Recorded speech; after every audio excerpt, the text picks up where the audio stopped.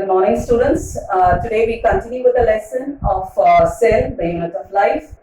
Today we are going to discuss about the structure of nucleus. Now, nucleus was discovered by Robert Brown, and when this nucleus was stained later, they found chromatin material, and this chromatin material was named by Fleming. Now, if you see the chromatin material, this was later discovered to be consisting of nucleoproteins. Now, let's see what the nucleus is made up of. The nucleus is made up of a double membrane structure called nuclear membrane. Now, in between the two nuclear membrane, there's a space called perinuclear space. Now, inside the nucleus, the matrix is called nucleoplasm. Nucleoplasm forms the matrix, or just like the cytoplasm component. And you find that the nuclear membrane has got tiny pores in between them. These tiny pores are called nucleopores. Now, if you see the internal structure, inside the nucleus is made up of two components, the nucleolus and the chromatin material. Now, this chromatin material, as I said, it's made up of nucleoprotein. It comprises of a molecule of proteins called histones. And histone appears like a bead of your mala. This beaded structure is coiled by a thread-like DNA. And if you see the whole chromatin material and you stretch it out, it's almost 2 meters in length. Now, coming to the inner structure, this nucleolus or nucleoli, they help in synthesis of ribosomal RNA.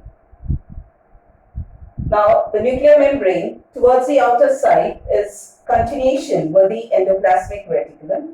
This endoplasmic reticulum may contain ribosomes and is actively involved in synthesis of proteins. Now, coming to the other part, the nucleoplasm has got only 2 components, remember that, they are chromatin and the nucleolus. Now, this nucleolus which is present, they are actively involved in the synthesis of ribosomal RNA. So, that's all about the nucleus. I'll just repeat once again. Nucleus is a basic part of the cell. The nucleus has got a double membrane. You have an outer membrane and an inner membrane. So this nuclear membrane towards the outside forms the endoplasmic reticulum, which may contain ribosomes and are actively involved in protein synthesis. The inner part is called the nucleoplasm. This nucleoplasm is in continuation with the cytoplasm. It forms a link where the molecules can pass in and out through minute pores present in between the nuclear membrane. These are called nucleopores. So this facilitates the movement of RNA molecules, the movement of proteins inside the nucleoplasm and outside the nucleoplasm into the cytoplasm. Now, talking about the chromatin, I just told you chromatin consists of protein molecules. There are 2 kinds of protein, histones and non-histone proteins. On the histone proteins, which is like a beaded molecule, you find that the DNA is coiled around it and kept. And DNA is, of course, your genetic material. So this plays a major part in your genetic transformations and genetic material which moves from one cell to the other cell during cell division. Then you have the nucleolus, which we also call nucleoli. In some cells, you find more than one nucleolus present. Now, these nucleoli help in synthesis of ribosomal RNA. Now, talking about the chromatin. Now, this chromatin network is seen only during the interphase. Now, what do you mean by this interphase? Interphase means a stage where the cell has stopped dividing and is maturing and is highly active. This phase is called an interphase. During interphase, you see these chromatin material has a long network thread. But when the cell starts cell division, that is, the cell is going to divide, at that time, this long chromatin network or long chromatin thread becomes shorter and condenses to form a thick chromosome. Then we call them as chromosomes. So I just repeat, chromatin material during cell division condenses and becomes shorter and thicker to form the chromosome. So they are one and the same. Then, talking about the different kinds of chromosome. Now, if you see a chromosome, this chromosome has got a constriction at the center called the centromere. And over this constriction, there's a disc-shaped structure, and this disc-shaped structure in the center is called kinetochore. It's called the kinetochore. And sometimes you find that the centromere, just like the first constriction, primary constriction, there could be another constriction at the tip called the secondary constriction.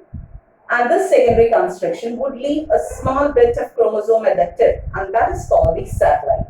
Now, this satellite DNAs, part of the DNAs, are actively involved in your DNA fingerprinting, and later you'll learn it in 12th standard. Now, coming to the different types of chromosomes based on the position of centromere. Now, there are 4 kinds. The first one is metacentric. Metacentric refers to the centromere, which is located at the middle of the chromosome. Here, you find that the chromatids are equal in length. Now, the second one is submetacentric. The submetacentric shows that the centromere lies towards the one end of the chromosome. This shows that one arm is comparatively shorter and the other one is comparatively longer. Okay, so that is called the submetacentric. The third one is acrocentric. In acrocentric, you find that the centromere could be somewhere here, with that means the centromere has moved towards one end completely, making one arm very short and the other arm very long. So that is called acrocentric. The third one is called acrocentric, where the centromere is towards one end, making one arm of the chromatid shorter and one arm very long. Okay. Then we come to the last one, that is called telocentric. Telo means at the tip.